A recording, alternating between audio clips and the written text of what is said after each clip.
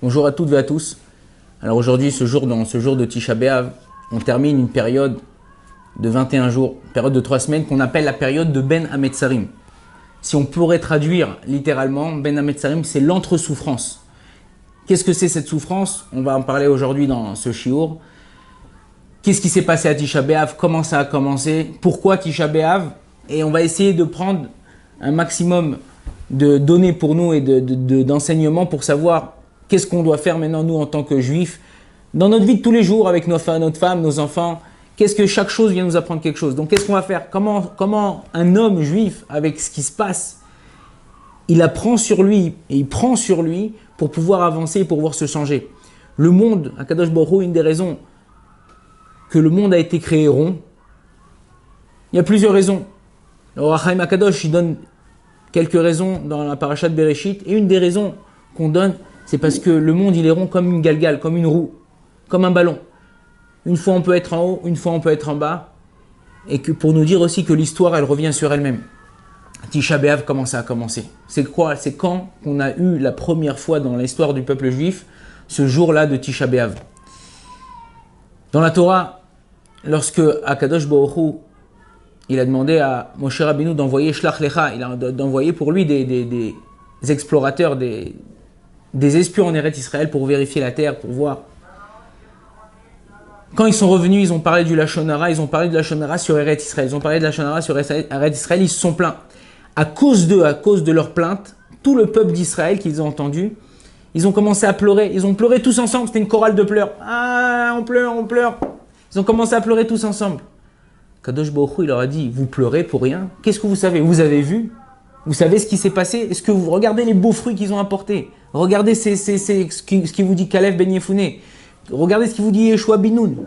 Vous avez vu quelque chose pour pleurer? Vous savez même pas, vous pleurez pour rien. Quand quelqu'un, et ça c'est quelque chose qu'on doit apprendre dans notre vie, quand quelqu'un il pleure, et il pleure pour rien, Kadosh Baruch Hu lui dit, t'inquiète pas, je vais t'envoyer maintenant quelque chose, et maintenant tu vas pleurer pour quelque chose.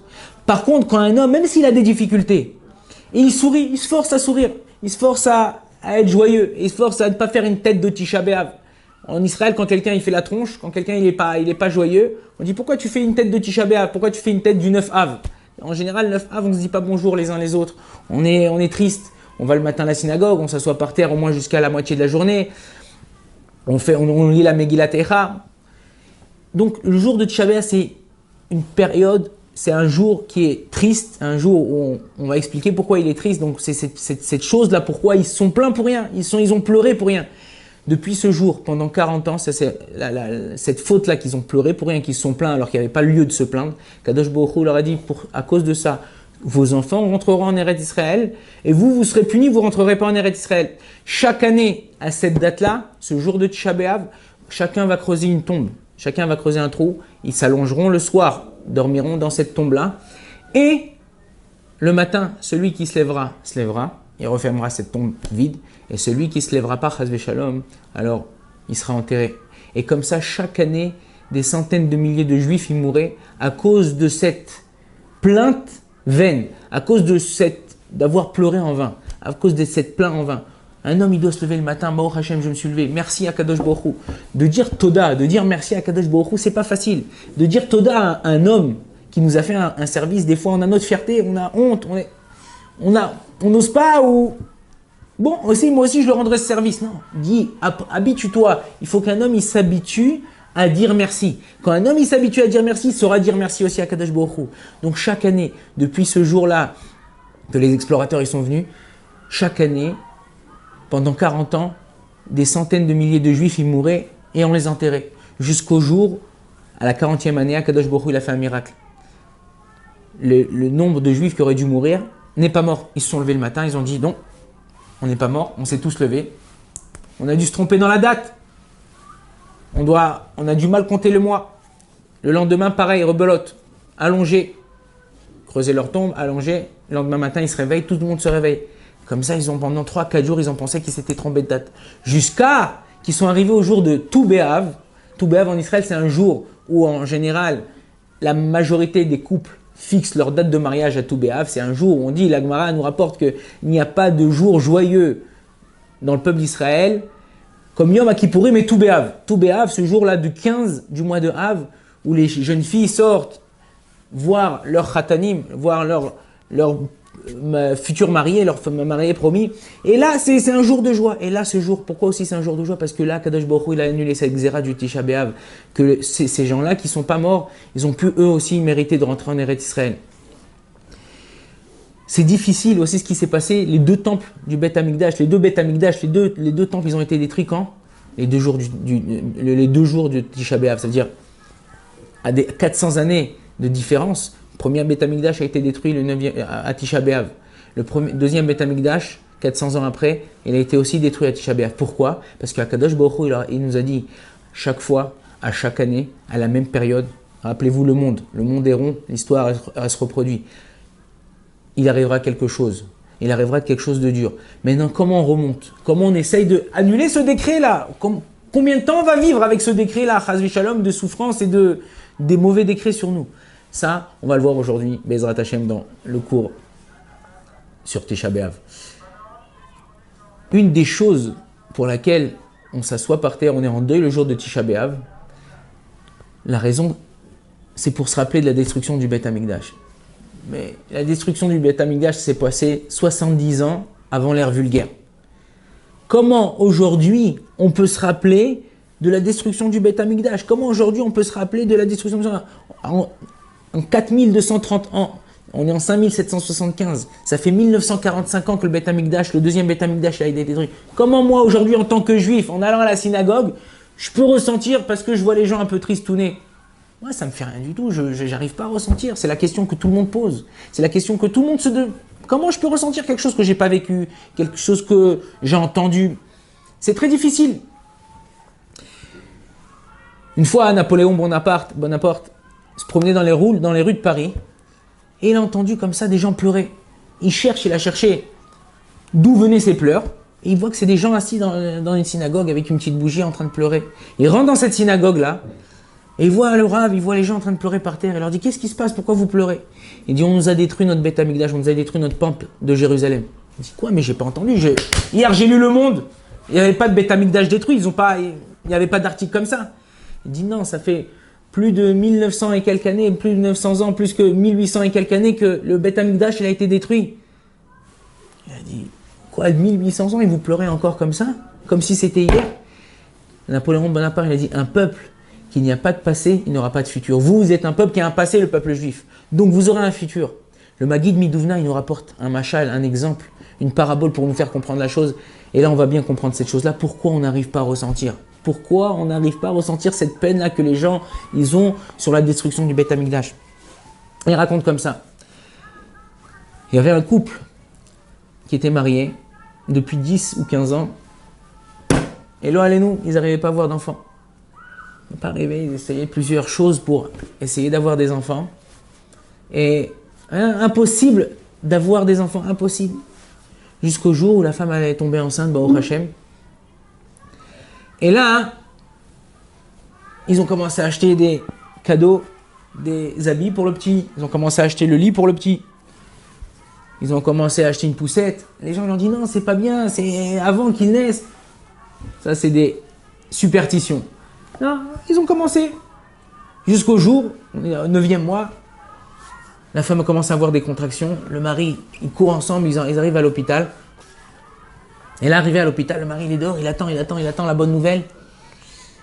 Lorsque le médecin sort, et il lui dit, écoutez, j'ai une bonne et une mauvaise nouvelle.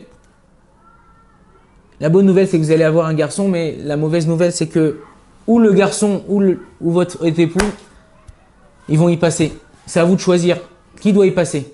On ne peut pas sauver les deux. Alors le mari, il ne sait plus quoi faire. Il dit, je suis obligé de rentrer, de parler avec ma femme, de me conseiller avec ma femme. Il rentre dans la salle d'accouchement, il demande à sa femme chérie, avec les larmes aux yeux, qu'est-ce qu'on va faire? Qu'est-ce qu'on va faire? Qui on doit sauver? On a attendu cet enfant, ça fait longtemps. Toi, sans toi, ma vie, elle vaut plus rien. Sa femme lui dit, écoute, moi, ma vie sans enfant, elle vaut rien. Donc, je préfère qu'on ait un enfant et que tu l'éduques dans le chemin de la Torah. Et quand il aura 13 ans, tu lui demanderas qu'il fasse Kaddish pour moi avec Kavana, avec ferveur. Ça sera mon plus grand nachatroir, ma plus grande demande que je puisse demander. Donc moi, j'accepte de sacrifier ma vie pour notre fils. Le mari, il sort, il donne la décision au médecin. Un quart d'heure après, le médecin, il sort. Il lui dit « Mazel tov pour votre fils et mes condoléances pour votre femme ». Les années passent, le papa, il s'est investi dans son fils, l'éducation. Il a donné son maximum. Le fils arrive à la bar mitzvah. Il lui dit « Voilà mon fils, aujourd'hui tu vas t'arriver, tu vas mettre les tefilines, tu vas faire ta prière comme un homme. Je te demande de faire kaddish pour ta mère, bekavana, faire kaddish comme ça, avec de toute ta kavana, toute ton intention, toute ta ferveur. » Et là, le fils y arrive, il met ses tefilines, ils font la prière. Ça arrive le moment du kaddish. Et le fils, il a Gadal, Vid Kadash, Shemeraba, Be'alma, Divera, Kérouté. Et comme ça, il regarde. Et le père, il dit non, non, mon fils. Il commence à pleurer, le papa. Il dit c'est pas comme ça que je t'ai demandé, c'est pas comme ça que je t'ai demandé de faire. Regarde, ta maman, elle a sacrifié sa vie pour toi. Comment tu peux faire, toi, aujourd'hui, ce kaddish comme ça? Et le fils, qu'est-ce qu'il lui répond? Il dit mais papa, toi, t'as connu maman. Moi, je suis né, depuis que je suis né, sans mère. Depuis que je suis né orphelin, je suis né sans maman. Sans mère, donc je ne sais pas qu'est-ce que c'est l'amour d'une mère. Je ne sais pas qu'est-ce que c'est le manque d'une maman. Toi, le manque d'un papa, oui, mais le manque d'une maman, je ne sais pas. Donc comment tu veux que je ressente ce que toi tu ressens? C'est exactement la même chose pour nous. Nous, on n'arrive pas à ressentir le Beth Amikdash. Qui c'est qui arrive à ressentir le Beth Amikdash? C'est Akadosh Baruch Hu. Lui, il a perdu sa maison. Les sages de l'époque qui avaient le Beth Amikdash, qui allaient faire des sacrifices pour demander pardon à Akadosh Baruch Hu, demander se faire excuser, d'aller expier leurs fautes. Nous, comment on peut ressentir ça? Alors, un des secrets qu'on nous dit pour ressentir cette chose-là, il y a un ami une fois, le Rav Kessler, ici à Jérusalem, il m'a dit comme ça. Il m'a dit, regarde, quand quelqu'un, il fait des travaux chez lui, il entreprend des travaux chez lui, il entreprend une entreprise, il passe par des galères, il passe par des choses difficiles. Il m'a dit, tu crois que c'est pour rien? Quand quelqu'un, il veut construire quelque chose, on est obligé de passer par certaines difficultés. On veut construire un couple, difficulté. On veut faire une éducation, difficulté. On veut faire construire une maison, arranger une maison, faire des travaux d'une maison. Dans un bureau, on passe par certaines difficultés. C'était pas prévu, il faut payer en plus, il y a des travaux qu'on s'attendait pas. Et ça nous fait de Ogmat Nefesh, ça nous fait des petites souffrances au cœur, comme ça nous fait mal. Il dit, tant que la maison d'Akadosh Baruch Hu, elle sera pas construite, et lui, il souffre de ça. Il nous enverra des petites souffrances, Akadosh Baruch Hu, pour qu'on ressente quelle est sa souffrance vis-à-vis de la maison, vis-à-vis du Beth Amikdash. Nous, c'est par rapport à une maison, c'est par rapport à un travail, c'est par rapport à un enfant, par rapport à une femme. Mais lui, c'est par rapport à cette maison, pour qu'on ressente plus ou moins par rapport à la maison d'Akadosh Baruch Hu cette chose-là. Cette période qu'on est en train de passer, c'est une période de 21 jours. Et c'est pas pour rien 21 jours. On va expliquer. Ben Hametzarim, cette entre-souffrance, elle commence à 17 Tammuz et a fini à Tisha B'Av. Le jeûne du 17 Tammuz, le jeûne du Tisha B'Av, 3 semaines. 21 jours, ils sont multipliés, divisés, en vérité en 42 jours. Pourquoi 42 jours? 21 jours, il y a 21 nuits et 21 journées, qui fait entendre 21 et 21, 42. 42, même bête en hébreu, c'est un des noms d'Akadosh Baruch Hu. C'est-à-dire que pas le nom, même bête, il y a un nom d'Akadosh Baruch Hu avec 42 otiotes, avec 42 lettres. Ces 42 jours-là, ils viennent faire allusion à ces 42 lettres. Si on regarde dans les fêtes de la Torah, dans toutes les fêtes qu'on a dans le judaïsme, on a aussi ces 21 jours qui se divisent en 2 fois 21 qui font 42. On a Shabbat, Rosh Hashanah, Pesach, Shavuot, Pesach 7 jours, Shavuot 1 jour, Sukkot 8 jours. Ce qui fait en tout et pour tout, Kippour, Rosh Hashanah, ce qui fait en tout et pour tout 21 jours. Ces 21 jours qu'on sépare en deux, encore une fois, jour et nuit, qui nous font exactement 42. Ce chiffre 42, on le retrouve dans une prière qu'on fait tous les soirs avant de se coucher. C'est Ana Bekoar. Ana Bekoar Gedulat Yemincha Tatir Tserora. C'est 7 phrases de 6 mots. 7 fois 6, 42.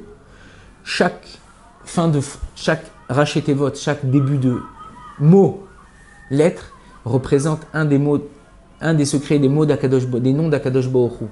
À tel point qu'en pensant, par exemple, la deuxième phrase, Kabel Rinat Amecha Sagevenu Tarenu Nora. Ça fait un nom qu'on ne peut pas dire. Koufresh Ain Shin Tet Nun. Quand on pense à ce nom, les Chachamim me disent ça nous enlève toutes les mauvaises pensées. Ça nous enlève toutes les souffrances, toutes les choses qui nous inquiètent. C'est quelque chose qui est très profond. Cette période-là, en passant ces 42 étapes-là, on arrive à la fin de l'étape et on arrive là, à ce jour-là, où il y a eu la destruction du temple, mais où il y a eu aussi la création, il y a aussi eu la naissance du Mashiach. cette période-là, de ces 42 jours-là, c'est une période qu'il faut être ménatzel chaque jour, qu'il faut essayer de sauver chaque jour, essayer de trouver quelque chose qu'on peut faire. Et on va voir ça ensemble, Bezrat Hashem.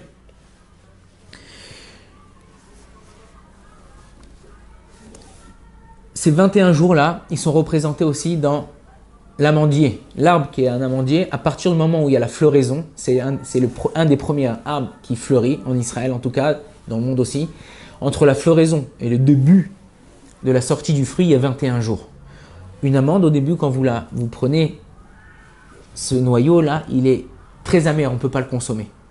Et au fur et à mesure du temps, cette amande elle commence doucement à s'adoucir. Et c'est ce qui se passe dans ces 21 jours-là.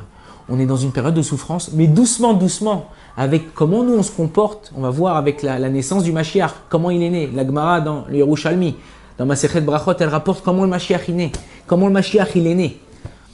La Gemara rapporte comme ça, qu'il y avait un juif qui habitait en Israël, en train de labourer son champ avec sa vache. Et tout d'un coup, sa vache, elle a commencé à pousser un cri. Il y avait avec lui un Ishmaël, un arabe, et qui comprenait le langage des animaux. Il lui dit, juif, Yehoudon, petit juif, arrête, enlève le joug de ta vache. Tu peux plus travailler. Il lui dit, pourquoi? Parce qu'elle a poussé un cri. Il dit, oui, en ce moment même, votre Beth Amikdash, la maison de Dieu, elle a été détruite. Donc c'est un jour de deuil pour vous. Il n'a pas eu le temps de terminer sa phrase que cette même vache, elle a repoussé un grand cri. Il lui a dit, juif, Yehoudon, c'est bon, tu peux continuer à travailler. Remets le joug sur cette vache et continue à labourer ton champ. Il dit, mais qu'est-ce qui se passe? Il dit, au même moment, le Mashiach, votre Messie, il est né. Il dit, votre Messie, il habite où? Il dit, votre Messie, il habite en Judée-Samarie. Il habite dans les quartiers de Jérusalem. Il lui a dit, comment il s'appelle? Il lui a dit, il s'appelle Menachem. Là-bas, la Gemara, elle demande quel est le nom de Mashiach. La Gemara, là-bas, elle rapporte que le Mashiach, il a plusieurs noms. Shilo, Menachem, Moshe, David, il y a plusieurs noms qu'on donne au Mashiach là-bas, la Gemara, une marloquette, une divergence des Chachamim. Quel est le vrai nom du Mashiach? Il lui a dit, il s'appelle Menachem ben Chizkia. Qu'est-ce qu'il a fait ce juif? Il a vendu son champ, il a vendu sa vache, et il a acheté des badim, des tissus pour faire des habits, pour recouvrir les bébés, les enfants. Et il a voyagé, il allait de ville en ville vendre ces tissus-là, ces habits-là pour les enfants, jusqu'à qu'il arrivait en Judée-Samarie, là-bas, jusqu'à qu'il arrivait dans les ors de Jérusalem. Et quand il est arrivé là-bas, il a vu des femmes qui cherchaient dans le chou, comme ça, dans le marché, à chercher des habits pour leurs enfants. Il a vu une femme qui ne s'approchait pas. Et les autres femmes, ils disaient, Ima shel Menachem, viens acheter. La mère de Menachem, viens acheter toi aussi des habits pour ton fils, pour Menachem. Lui, il a tout de suite compris, ce juif-là. Il a fait le rapprochement. Il lui a dit, venez acheter. Elle lui a dit, quoi? Moi, je vais venir acheter pour mon fils. S'il aurait pu mourir, mon fils, le même jour, j'aurais été contente. Comment une mère, elle peut dire ça? Un enfant, c'est sa chair, c'est son sang. Comment une mère, elle peut dire, si j'aurais pu mourir, s'il aurait pu mourir, cet enfant-là, le même jour, j'aurais été contente. Il dit, mais pourquoi vous dites ça? Il dit, parce que le jour où mon fils, il est né, le Beth Amikdash, il a été détruit. Il a dit alors, de la même façon que le Beth Midrash a été détruit en ce jour-là, le Mashiach il naîtra à ce jour-là. Et depuis ça, on a une Kabbalah, on a un secret qui est dévoilé des Chachamim, que le Mashiach il naîtra à Tisha B'Av, c'était ce Menachem-là. L'histoire ne s'arrête pas là, elle continue. Il lui a dit, écoute, ne me paye pas, prends des habits, et tu me payeras la prochaine fois que je viendrai. Et il lui a donné des habits à cette femme-là pour Menachem, et il a continué son chemin. L'année d'après, il est arrivé dans la même ville. Et il est arrivé, il a vu la mère de Menachem, encore une fois, et toutes ses femmes. Il lui a dit, où est Menachem? La maman de Menachem, elle dit, vous n'allez pas me croire. Le même jour où vous êtes arrivé, vous m'avez donné ces vêtements-là pour mon fils. Il y a eu un roi Séhara, il y a eu un vent terrible, une tempête. Et cette tempête-là, elle a fait voler, elle a pris mon fils avec lui. Une des questions qui posent les sages, ils disent, comment c'est possible, comme on a dit tout à l'heure, qu'une mère, elle est prête à dire que j'aurais préféré que mon fils, Razvé Shalom, Razvé Khalila, il meurt ce jour-là où le Beth Amikdash il a été détruit. Et comment Akadosh Baruch Hu, il donne un cadeau comme ça à une mère? Il donne le cadeau, pas seulement à un enfant, il lui donne un enfant qui va être le Mashiach. Comment c'est possible? Comment c'est possible? La réponse, elle est en fait à l'intérieur de ces paroles. Ils disent qu'en vérité, quelqu'un qui ressent, on a parlé qu'on n'arrivait pas à ressentir la sensation que le Beth Amikdash a été détruit. Il dit, mais quelqu'un qui arrive à ressentir la souffrance d'Akadosh Baruch Hu, la perte d'Akadosh Baruch Hu, cette souffrance-là qu'il a perdu cette maison. Il dit, quand quelqu'un, Akadosh Baruch Hu, il dit, ah, Atamizdae iti, tu prends ma souffrance ou toi, Akadosh Baruch Hu, je suis obligé de te donner un cadeau qui est tel que la souffrance que tu prends sur toi. Parce que là, tu ne prends pas une souffrance vaine. Tu prends vraiment parce que tu as perdu quelque chose. Jusqu'à présent, aujourd'hui, en Eretz Israël, n'importe où vous habitez, quelqu'un qui achète une maison, à l'entrée en face de la porte, de l'entrée où on rentre, on laisse dans le mur d'en face, ama à lama, 50 cm sur 50 cm, 40 cm sur 40 cm. Un mur qui n'est pas peint, on voit encore le béton, la maison elle est toute peinte, on voit encore 40 sur 40 le béton de la maison. Pourquoi ?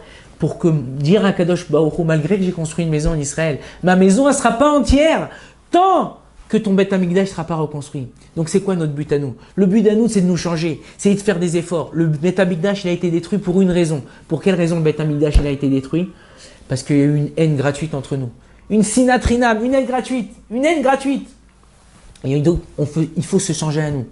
On dit à chaque fois à nous, on dit que le problème il n'est pas chez nous. C'est sur lui le problème, on dit c'est loin, c'est à cause de lui. Non, non, monsieur, c'est pas moi, c'est lui, c'est lui. Quand tu pointes ton doigt vers quelqu'un, tu as ton doigt vers la personne, mais tu as trois doigts vers toi. D'abord, vérifie-toi 3 fois et après porte la faute sur l'autre. Pour l'instant, c'est pas toi, c'est pas que c'est pas toi. Il y a eu il n'y a pas longtemps dans la médecine, enfin, ils ont fêté la naissance d'un médicament qui a aidé beaucoup de personnes, qui s'appelle le Prozac. Le Prozac, c'est un médicament qu'on prend lorsque la personne est angoissée, anxieuse, certains problèmes de nervosité. Ils ont fêté ce médicament. Aujourd'hui, les personnes qui prennent ce médicament, ils vont vous dire, non, non, ils sont nerveuses ou ils sont anxieuses. Ils vont dire, non, non, moi, j'ai pas de problème. Moi, le problème, il ne vient pas de moi. C'est que j'ai un petit manque de Prozac.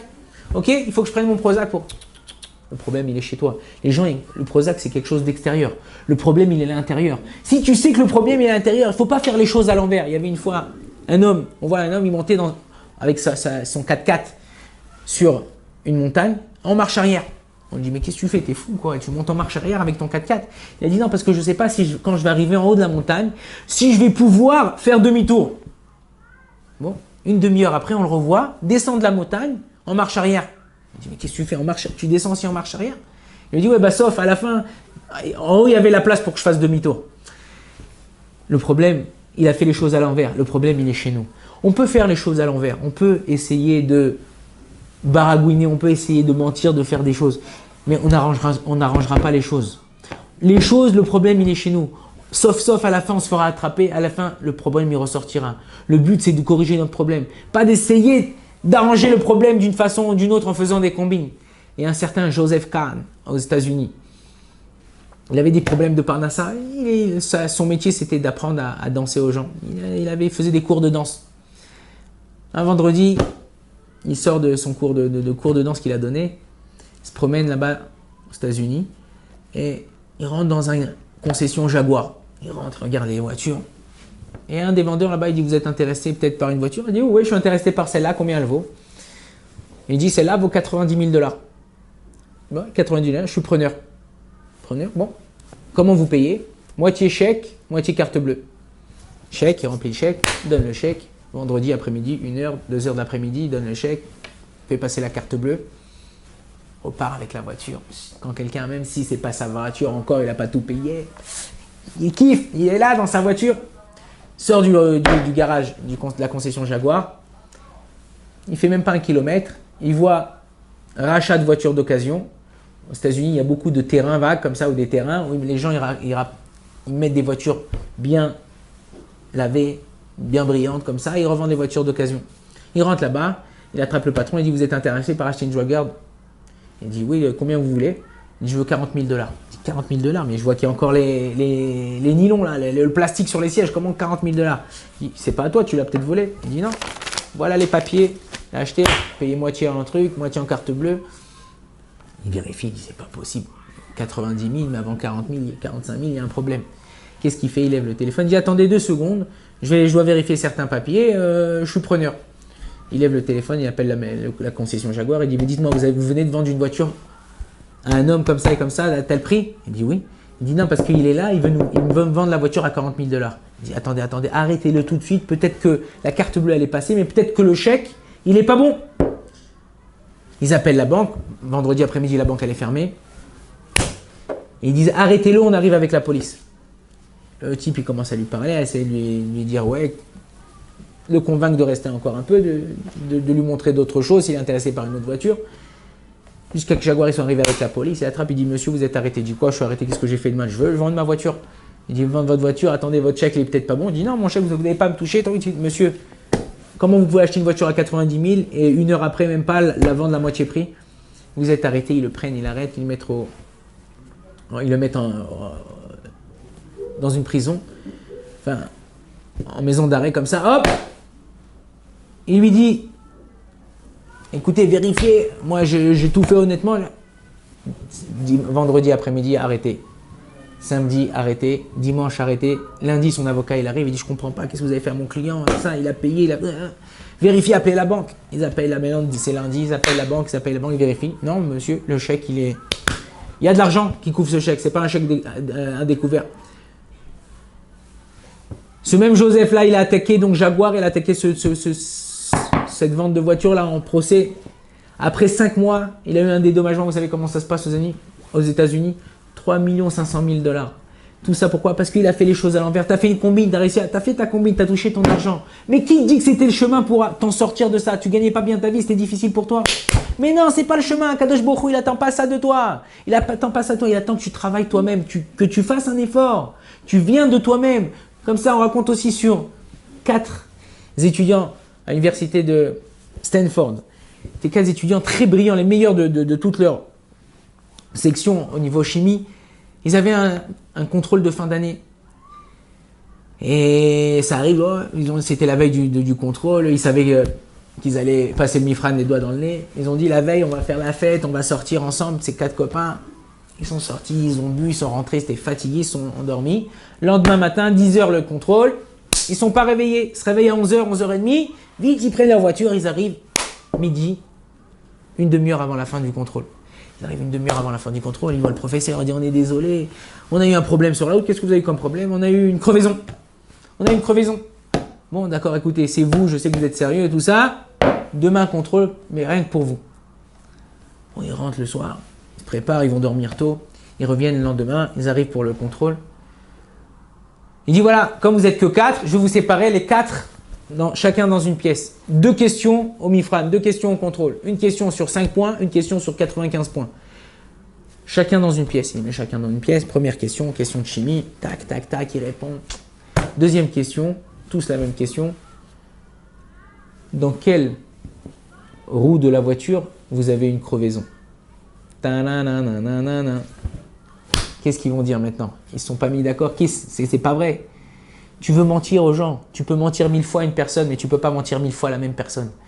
Tu veux faire des embrouilles, alors fais-les tout seul. Mais ne mens pas aux gens. Tout le but de cette période-là de Tisha B'Av, entre 17 Tammuz et Tisha B'Av, c'est essayer d'être meilleurs les uns vis-à-vis des autres. D'essayer quelqu'un qui est meilleur l'un vis-à-vis de l'autre, qui essaye de se comporter mieux avec l'autre et pas de mentir à l'autre, pas essayer d'embrouiller l'autre. Akadosh Baruch Hu, il aide. On a dit tout à l'heure, si tu te plains pour rien, Akadosh Baruch Hu, il te donnera une punition, vraiment tu te plaindras pour quelque chose. Si tu essayes, même quand c'est dur, t'as raté, c'est pas grave, va avoir dit la vérité. Quand quelqu'un il dit la vérité, il est honnête avec la personne elle accepte. Quand tu souris à une personne, tu montres à la personne que tu es avec elle, que tu prends sur toi ce que la personne a souffre, ce que la personne elle a, Akadosh Baruch Hu il t'aide. Il n'y a pas longtemps, j'ai entendu une très belle histoire qui nous fait comprendre cette façon-là de se comporter et de changer notre comportement vis-à-vis de l'autre. Il y avait un certain juif qui se levait tous les samedis matins pour aller à la synagogue. Et ce jour-là, il s'est levé un peu plus tard. Et il a raté le minyan qui était en bas de chez lui. Et il a été obligé de partir dans une autre synagogue un peu plus loin, où là-bas, il commençait un peu plus tard. Et il marche, et sur le chemin d'aller à la Beth Knesset, à la synagogue, il voit un petit vieux comme ça, assis sur un banc comme ça, et il est 9 h du matin, 8 h 30 du matin, il voit comme ça. Il dit Shabbat Shalom en lui souriant comme ça. Et ce vieux-là, il a vu quelqu'un qui lui a dit bonjour, il dit excusez-moi, je peux vous demander quelque chose? Il dit oui, bien sûr, avec plaisir. Il avait le talit sur l'épaule. Il dit qu'est-ce que vous voulez? Il dit regardez, j'habite dans l'immeuble juste en face du parc ici. je me sens pas très bien, j'ai un petit point au cœur. Mon épouse est à la maison, est-ce que vous pouvez lui demander juste de descendre et de venir m'aider à rentrer à la maison? Alors il lui dit, il n'y a pas de problème, j'y vais tout de suite. Donc il fait un petit détour, il va, il lui dit l'étage, le numéro d'appartement. Il tape à la porte, personne ne répond. Il dit, bon, je me suis bien, deuxième étage, appartement 24. Hop, il regarde, c'est bien l'appartement, il tape et il tape et il tape. Et il tape de plus en plus fort, de plus en plus fort. Il m'a dit que sa femme, elle était là, donc c'est qu'il doit avoir quelqu'un. Peut-être elle est de l'autre côté de l'appartement, elle n'entend pas. Et il tape, il tape, il tape, et il tape de plus en plus fort. Jusqu'à qu'il y a un voisin qui sort. Lui dit, dites-moi, vous avez quelle heure il est? À 9h, vous tapez, à 9h du matin, vous tapez, on ne peut pas dormir, Shabbat matin. Il dit, excusez-moi, je suis désolé. Et il lui explique que voilà, j'étais en face du parc, là, il y a la personne qui habite ici, il ne se sent pas bien, il a un point au cœur. Et il m'a dit que sa femme, elle était là de l'avertir pour l'aider. Alors le voisin, il est un peu gêné, il dit, ah bon? Il dit, écoutez-moi, moi je connais cette famille-là. Par hasard, ils me laissent à chaque fois les clés de l'appartement pour quand ils ne sont pas là ou pour arroser les plantes, tout ça. Laissez-moi, je vais vous ouvrir. Et là, le voisin, il vient, il ouvre la porte et il voit que la femme de ce vieillard, là, elle est allongée par terre, elle aussi, elle a eu un malaise. Tout de suite, le Shabbat, c'est mitzvah, c'est pas permis, c'est une mitzvah. Ils appellent tout de suite l'ambulance. L'ambulance, elle arrive et elle vient pour les deux. Elle vient pour la femme qui est à la maison et elle vient pour le sabbat, le pépé, cette vieille personne qui est assise sur le banc. Et Baruch Hashem Minashamayim, les deux, ils ont été sauvés. Imaginez-vous qu'une personne, il n'avait pas dit bonjour, il n'avait pas dit Shabbat Shalom, il n'avait pas fait un sourire. Il serait passé, et nous, peut-être que un ou deux, ou les deux, peut-être, ils seraient partis. On ne sait pas ce que notre bonjour à nous, notre façon de se comporter avec l'autre, il peut apporter. Comment quelqu'un, on doit changer à nous-mêmes. On n'est pas tous les mêmes. On a chacun cette petite étincelle qui est différente les uns des autres. Il y avait une fois dans un pub, un Chinois et un Juif. Ils avaient bien bu, ils étaient sous. Le Juif, il arrive devant le Chinois, il arrive, bam, et il lui met une claque. Le Chinois dit, mais attends, qu'est-ce que je t'ai fait? Il dit, oui, moi j'étais soldat aux États-Unis, on va faire la guerre du Vietnam, c'est à cause de toi. Il dit, moi, à cause de moi, mais moi je suis chinois, je ne suis pas japonais. Il dit, c'est pas grave, vous vous ressemblez tous. Bon, le Chinois est comme ça, bam, il met une claque au Juif. Il dit, mais attends, mais qu'est-ce que je t'ai fait, moi? Qu'est-ce que je t'ai fait que tu me mettes une claque? Et il dit, oui, à cause du Titanic. Il dit, quoi, Titanic? Quel rapport Titanic? Et oui, il dit, le Titanic, il a coulé, pas à cause de... Quel rapport avec moi? Ça fait des années. Moi, c'est à cause du iceberg qu'il a coulé, le Titanic. Il dit, oui, vous, les Juifs, vous avez tous le même nom. Iceberg, Spielberg, Grottenberg, Mandenberg, tous les mêmes noms. On n'est pas tous pareils. Stam, c'est une histoire pour nous faire comprendre qu'en vérité, on croit qu'on est tous pareils. On n'est pas tous pareils. Chacun, selon ce qu'on rencontre, selon l'amertume qu'on rencontre, la période, on a dit, cette amande qui est au début amère, et au fur et à mesure du temps, elle commence à devenir douce. C'est notre travail à faire. Cette période-là, c'est de ce qu'on rencontre d'amer, essayer de le faire tourner à la douceur. Et comment on fait ça? Par nos actes, par notre façon de se comporter. Une des questions que la Gemara nous dit dans Masechet Shabbat qu'un juif, on lui posera après 120 ans. Si Pita li Yoshua, est-ce que tu as attendu la délivrance? Est-ce que tu as attendu la venue du Mashiach? Mais les Rachamim nous disent que c'est pas seulement la venue du Mashiach. Est-ce que quand un Kadosh Baruch Hu, il t'a envoyé une galère, t'es là, t'es à la maison, tes enfants ils te rendent fou, ou t'as une galère avec la banque, t'as une galère avec ta boîte, ta société. Est-ce que pendant cette galère-là, quand tu étais en plein milieu de cette galère-là, est-ce que tu as, si Pita et au choix, est-ce que tu as espéré qu'Akadosh Baruch Hu, il te donne cette délivrance? De la même façon que tu espères qu'Akadosh Baruch Hu, il te donne la délivrance, ta délivrance, ça viendra. De la même façon, avec la même intensité que toi, tu as espéré. Si quelqu'un, il espère avoir une délivrance, alors Akadosh Baruch Hu, il lui enverra. Il suffit simplement d'attendre. Il y avait une fois comme ça, encore un petit machal pour nous faire comprendre cette chose-là. Deux grenouilles, ils se promenaient comme ça dans une usine de lait. Et tout d'un coup, ils sont tombés dans un grand bocal, comme ça, dans un grand récipient de lait. Un récipient de lait rempli de lait. Il y avait une grosse et une petite grenouille. Et c'est un rond comme ça, il commence à nager. Au bout d'une heure, la grosse grenouille a dit à la petite grenouille, j'en peux plus, regarde. Je sais pas si je vais tenir le coup. Je suis épuisé. Viens, on se laisse tomber, on va couler, on va mourir noyé, c'est pas grave. Lui dit la petite grenouille, elle dit non. Continue à nager, continue à battre tes pattes. Batte tes pattes, encore un quart d'heure, encore une demi-heure, encore une heure. Et comme ça, il tourne, il batte. Parce que la grosse grenouille, elle dit, écoute, j'ai plus de force, j'en peux plus. Je peux plus. Elle se laisse couler et elle meurt. L'autre, la petite grenouille, elle continue. Tout d'un coup, tac, tac, tac, tac, elle sent que elle touche quelque chose de dur. Le lait, quand on le bat de plus en plus fort, on le bat, ça fait comme du fromage, ça commence à durcir. Et ces grenouilles, la force d'avoir battu des pattes, ce fromage, ce lait, là, est transformé en fromage et tac, hop, elle s'est mise sur le morceau de lait dur, hop, et elle a sauté, elle est sortie. C'est la même chose pour nous. Lorsqu'une personne, elle est dans une galère, ne te laisse pas abattre, ne te laisse pas tomber, bats-toi, on est là pour se battre. Tant qu'il y a de l'espoir, tant qu'il y a de la vie, il y a de l'espoir.